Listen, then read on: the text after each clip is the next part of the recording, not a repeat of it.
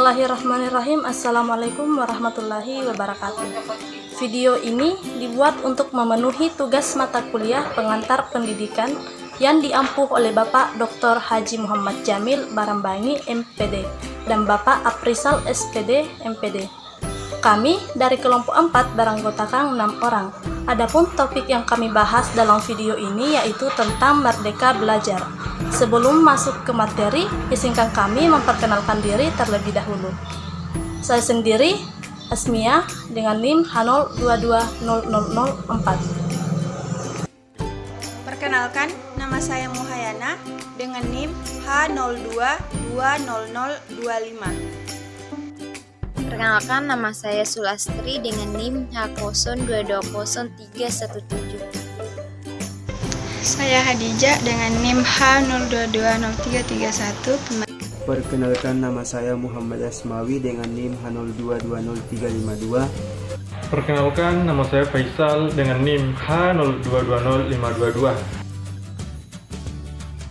Konsep Merdeka Belajar. Sebelum kita memasuki konsepnya, kita akan membahas tentang apa maksud dari Merdeka Belajar. Merdeka Belajar adalah salah satu inovasi dari Menteri Pendidikan Indonesia yang memberikan kebebasan pada suatu lembaga pendidikan dan otonominya, dan merdeka dari birokratisasi di mana pengajar dapat kebebasan dari birokrasi yang rumit serta peserta didik yang diberikan kebebasan untuk dapat memilih bidang yang mereka sukai. Adapun beberapa konsep yang akan ditawarkan program Merdeka Belajar. Yang pertama, beragam tempat dan waktu. Dalam menjalankan proses belajar tidak hanya dibatasi oleh ruang, semisal hanya di kelas saja, namun juga di luar kelas. Yang dimana di luar kelas itu dapat memberikan suasana lebih baik dalam menerima pelajaran. Yang kedua, free choice atau kebebasan untuk memilih. Peserta didik dapat mempraktekkan cara belajar sesuai dengan yang ia rasa paling nyaman, sehingga diharapkan peserta didik dapat terus mengasah kemampuannya. Yang ketiga, personalized learning. Guru dapat menyesuaikan dengan peserta didik dalam memahami materi, memecahkan jawaban sesuai dengan kemampuan peserta didik. Ini ibarat bermain game, di mana bila ia mampu memecahkan suatu tantangan, maka ia akan cepat naik level. Jadi, bukan lagi memakai sistem pukul rata kemampuan peserta didik. Yang keempat, yaitu berbasis proyek. Peserta didik diajak untuk dapat menerapkan keterampilan yang ia sudah pelajari di berbagai situasi. Pengalaman ini akan sangat terasa untuk kelak diterapkan dalam kehidupan sehari-hari. Pengalaman lapangan Matt and Lee pada suatu pekerjaan itu sangatlah penting. Pada saat ini, materi yang telah diberikan kepada peserta didik tidak ada kaitannya dengan dunia kerja. Maka, adanya pengalaman lapangan dapat membantu peserta didik untuk dapat lebih efisien dalam dunia pekerjaan. Dan yang terakhir, yaitu interpretasi data. Peserta didik akan mendapatkan banyak sekali informasi. Diharapkan dengan banyaknya informasi yang masuk dapat menyelesaikan masalah kebutuhan, dapat digunakan untuk menganalisis permasalahan dan lain-lain. 4 pokok kebijakan Merdeka Belajar. Dalam konsep Merdeka Belajar memiliki 4 program pokok kebijakan pendidikan yang dijadikan titik fokus pada peningkatan kualitas sumber daya manusia. Program Merdeka Belajar terdapat 4 kebijakan yang meliputi. Yang pertama, proses penilaian USBN komprehensif, yaitu penyelenggaraan USBN, ujian sekolah berbasis nasional, akan dilakukan dengan ujian yang diselenggarakan oleh sekolah. Dalam proses penilaian, pihak sekolah dapat melakukan ujian secara tertulis maupun lisan, atau bisa menggunakan pembuatan karya tulis maupun pengumpulan portofolio, sehingga pihak sekolah mampu menyusun dan memiliki wewenang sesuai kebijakan yang tentunya mendukung proses pengetahuan anak. Yang kedua, ujian nasional atau UN akan diubah menjadi asesmen kompetensi minimum dan survei karakter yang terdiri dari kemampuan bernalar menggunakan bahasa atau literasi, kemampuan bernalar menggunakan matematika atau numerasi, dan penguatan pendidikan karakter. Proses ujian pun akan dilaksanakan pada tengah jenjang pendidikan, misalnya pada kelas 4 SD, 8 SMP, dan 11 SMA. Hal ini akan menjadi bahan evaluasi pembelajaran pada jenjang pendidikan yang akan dilaksanakan guru atau pendidik. Selanjutnya yang ketiga, penyederhanaan rencana pelaksanaan pembelajaran atau yang disingkat dengan RPP. Dalam proses penyusunan RPP, Kemendikbud memangkas beberapa komponen. Dalam kebijakan ini, guru secara bebas dapat memilih, membuat, menggunakan, dan mengembangkan format RPP. 3 komponen inti dari RPP terdiri dari tujuan pembelajaran, kegiatan pembelajaran, dan asesmen. Dan yang terakhir, penerimaan peserta didik baru atau disingkat dengan PPDB. Terjadi perubahan komposisi PPDB. Jalur zonasi dapat menerima siswa minimal 50%, jalur afirmasi minimal 15%, dan jalur perpindahan maksimal 5%. Kemudian pada jalur prestasi atau sisa 0-30%. Lainnya disesuaikan dengan kondisi daerah kota masing-masing. Setiap daerah memiliki otonomi kebijakan untuk menentukan komposisi akhir dari zonasi, sehingga pemerataan serta mutu kualitas anak didik dan guru seimbang.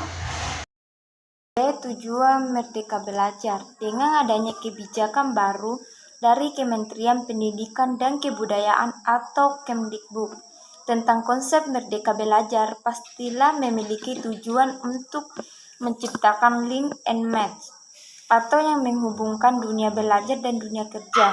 Kebijakan Merdeka Belajar juga untuk bertujuan untuk mewujudkan kualitas atau mutu pendidikan yang berkelanjutan seperti yang kita ketahui dengan Merdeka Belajar.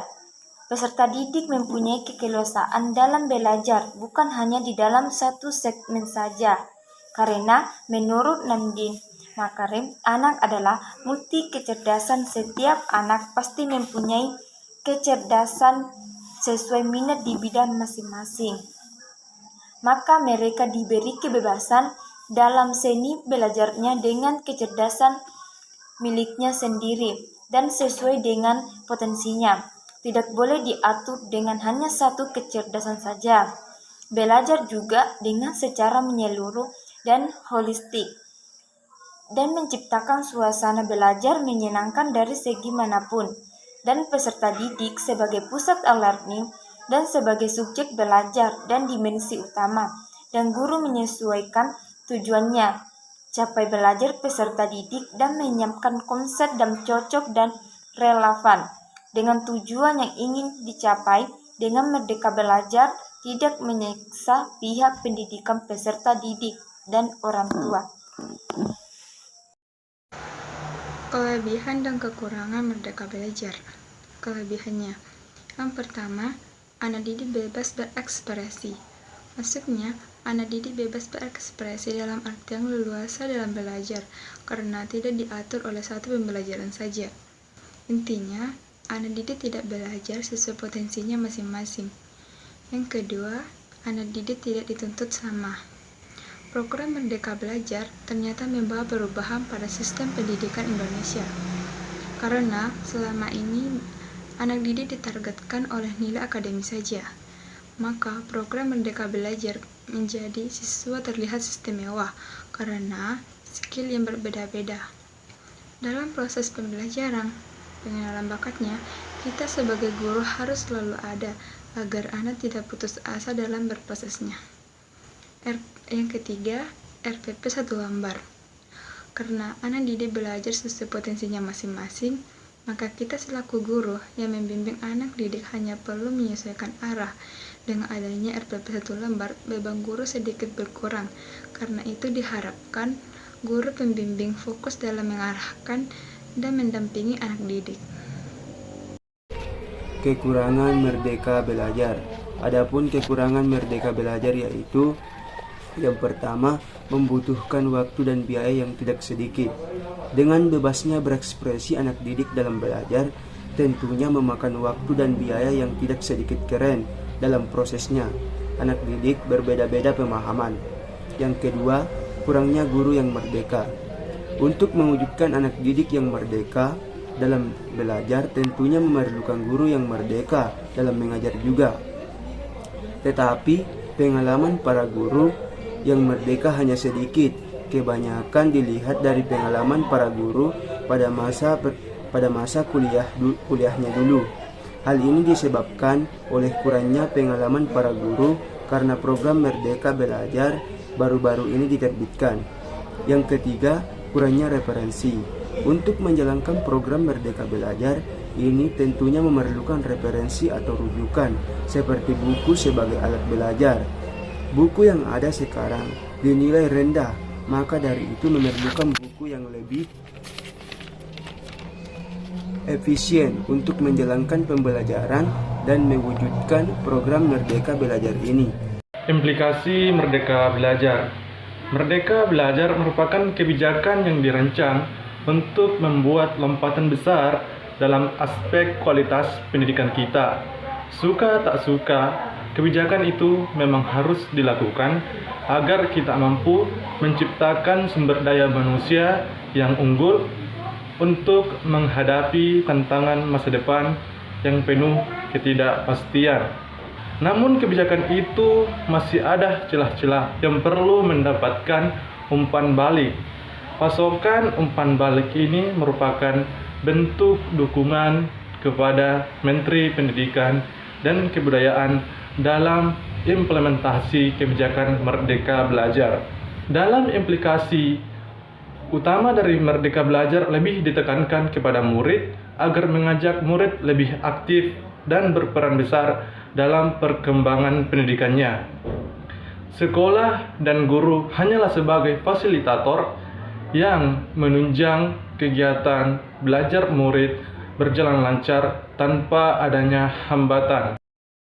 Ada beberapa kerangka pendidikan yang harus diperbaiki agar terciptanya Merdeka Belajar, yaitu poin yang pertama yaitu memperbaiki kerangka standar kompetensi guru, di mana di sini diperlukannya pengembangan standar profesional guru dan kepala sekolah yang berbasis kompetensi dengan pendekatan pengembangan pendidikan ke depannya yang lebih jelas dan pasti, dan kompetensi guru harus lebih dinamis. Poin kedua yaitu memperbaiki kurikulum PPG. Artinya, memperbaiki kurikulum PPG dimulai dengan memperbaiki metode supervisi klinis agar berjalan dengan baik, adanya penyuluhan kepada guru pamong dan dosen pembimbing agar lebih fokus kepada murid dan harus lebih memfokuskan atau how to facilitate students. Poin ketiga yaitu memperbaiki sistem sertifikasi guru, di mana mengalokasikan dana sertifikasi guru untuk pengembangan belajar mengajar murid dengan efektif. Nah, harus ada evaluasi dalam waktu berkala untuk memaksimalkan sertifikasi guru. Poin keempat yaitu memvisikan guru berkelas dunia. Artinya, menjadikan inspirasi dalam semua guru menuju visi world class yang menghasilkan generasi kelas dunia. Dan poin yang terakhir yaitu mengkaji kajian literatur model kompetensi, di mana mengkaji kajian literatur model kompetensi maju dengan mengambil hal-hal yang terbaik, kemudian menjadi bagian perumusan model kompetensi guru. Sekian pemaparan materi dari kelompok kami. Kurang lebihnya mohon maaf. Wassalamualaikum warahmatullahi wabarakatuh.